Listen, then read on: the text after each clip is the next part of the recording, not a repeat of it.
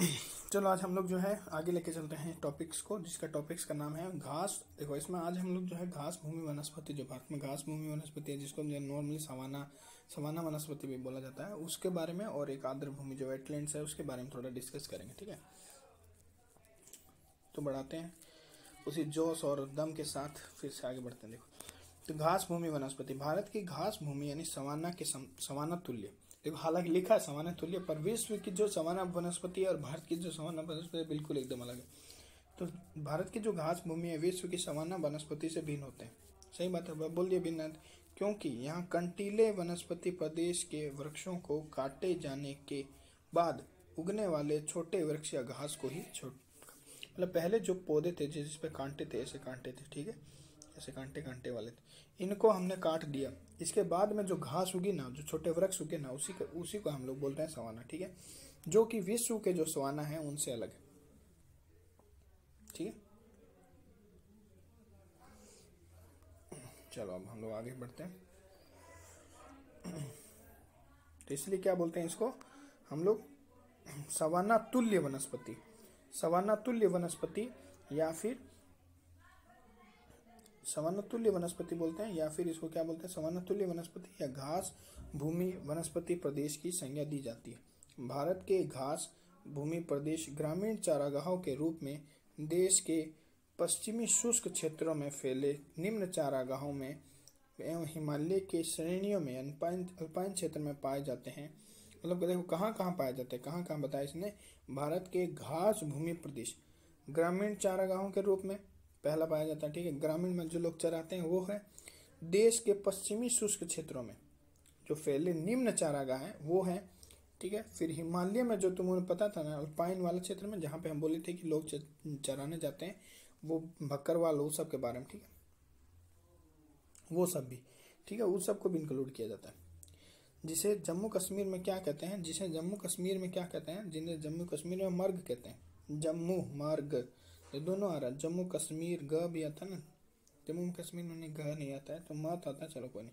उत्तराखंड में बुंगियाल बोलते हैं उसको। ठीक है, उत्तराखंड में बुंगियाल के नाम से जानते हैं उन सबको। ठीक है, जो घास के जो क्षेत्र हैं। ठीक है,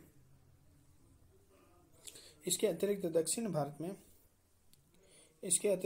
भारत के तमिलनाडु व नीलगिरी पर्वत के सदाबहार वनों में भी घास प्रदेश पाए जाते हैं। ठीक है, इसके अतिरिक्त दक्षिण भारत के तमिलनाडु नीलगिरी पर्वत के सदाबहार वनों में भी घास, सिंपल बात है भाई, ऐसे थोड़ी घास सदाबहार वन है तो वहाँ घास नहीं, तो वहाँ पे भी घास वन पाए जाते हैं, घास प्रदेश पाए जाते हैं। चलो ठीक है, बहुत बढ़िया। ठीक है, अब हम लोग आ गए किस पे, आर्द्र भूमि पे, नरम भूमि पे, नम भूमि। ठीक है, वेटलैंड्स जिसको बोलते हैं ना, जिसके लिए रामसर साइट सम्मेलन जो है, रामसर सम्मेलन जो हुआ था ना ईरान में 1971 में, तो उसके बारे में हम लोग बात कर लेते हैं। तो आर्द्र भूमि वह क्षेत्र होता है जिसमें नम एवं शुष्क दोनों वातावरण की विशेषता पाई जाती है। अब देखो उसमें ऐसा नहीं है कि जिसको हम लोग वेटलैंड्स बोल रहे हैं उसको मतलब पूरा ही वेट है ना, पूरा वेट है, मतलब थोड़ा नम मतलब थोड़ा शुष्क भी हो सकता है। ठीक है, नम और शुष्क दोनों वातावरण होता है। कोई बोलते कि सिर्फ नम होता है तो गलत है भाई। ठीक है भाई, नाम रख देते हैं, तो भाई किसी का नाम है अमीर चंद, तो अमीर चंद नाम रख देते हैं, इससे क्या पूरा ही अमीर ही थोड़ा होता है, सबसे अमीर वो थोड़ी। हाँ, वो थोड़ा बहुत अमीर हो सकता है, हो सकता है ना भी। तो वेटलैंड और शुष्क दोनों ही यहाँ पे वातावरण मिलेंगे। इन क्षेत्रों की भूमि उथले पानी की जगह सतह से ढकी रहती है। ऐसा कहा जाता है कि मतलब 6 मीटर या 6 ऐसे कुछ रहता है, जैसे ये जमीन है, तो ये जो है क्षेत्र जो है पानी से ऐसे ढका रहता है। उसमें पानी की जो मात्रा रहती है कम रहती है, भले उथला हुआ पानी, उथला पानी मतलब थोड़ी ऊंचाई जो है पानी की हाइट की जो है वो कम रहेगी, बस ये मतलब हुआ। आर्द्र भूमि जो है एक जटिल पारिस्थितिकी प्रणाली है। इसके अंतर्गत अंतर्देशीय मतलब देश के अंदर आने वाले तटीय व समुद्री वास को व्यापक श्रृंखलाएं शामिल की जाती है ना। इसमें देश में जो पाए जाते हैं वो, फिर तट पे पाए जाने वाले बहुत सारी चीज़ों को शामिल किया जाता है। ऐसा नहीं है कि सिर्फ तट पे पाए जाने वाले, सिर्फ तट पे थोड़ी वेटलैंड्स है। जैसे सभी जो है क्या बोलते हैं, सभी वेटलैंड्स रामसर साइट नहीं है, वैसे ये सारे जो है वेटलर पर जितने रामसर साइट है वो सब वेटलैंड्स है, ऐसे बोल सकते हैं। ठीक है, तो नॉर्मली ये देश के अंदर भी हो सकते हैं और तट पर भी हो सकते हैं, समुद्री वास भी हो सकते हैं। ठीक है, तीनों जगह पे पाए जा सकते हैं। रामसर सम्मेलन के अनुसार नम भूमि के क्षेत्र के अंतर्गत दलदली कच्छ आता है, उसमें तालाब काफी चीजों को इंक्लूड किया जाता है ना। दलदली का क्षेत्र जो कृत्रिम या प्राकृतिक, स्थायी या अस्थायी कुछ भी हो सकती है, जिसमें पानी रुका हुआ हो या बहता हो, कोई जरूरी नहीं है कि रुका हुआ ही, बहता हुआ भी चलेगा। इसमें ऐसे समुद्री क्षेत्रों को शामिल किया जाता है जिनकी गहराई 6 मीटर से अधिक नहीं होती चाहिए। मतलब भाई तो बोला उथला पानी होना चाहिए। मतलब 6 मीटर वाला कोई रूल है, देखा ना, 6 मीटर वाला काम है। जैसे मान लो पानी है तो ये पानी जो है ना 6 मीटर से ज़्यादा नहीं होना चाहिए, से कम होना चाहिए, ठीक है, 6 मीटर से कम होना चाहिए, 6 मीटर से ज़्यादा नहीं होना चाहिए इस तरह से। तो मतलब उथला पानी होना चाहिए कुल मिला के बाद। इस प्रकार रामसर सम्मेलन में दी गई परिभाषा के आधार पर इसमें क्या क्या चीज़ को इंक्लूड किया जाता है?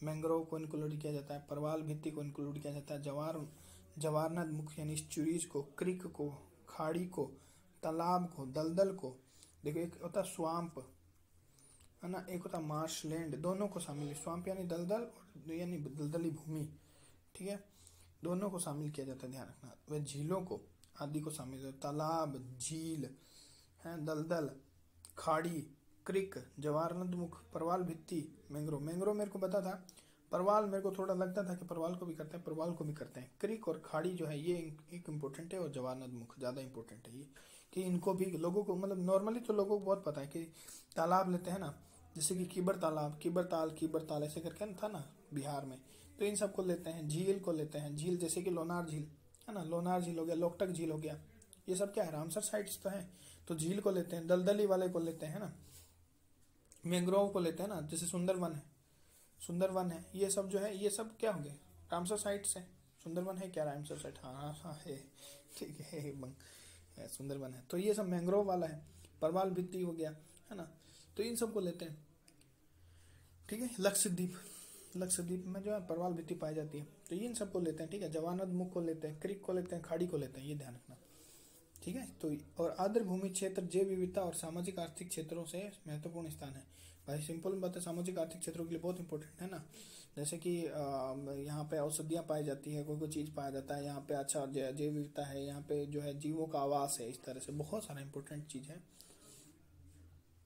ठीक है। फिर हम लोग आगे बढ़ते हैं इसके बारे में थोड़ा सा, जैसे कि रामसर साइट्स के बारे में पहले भी बता चुका हूँ, ठीक है।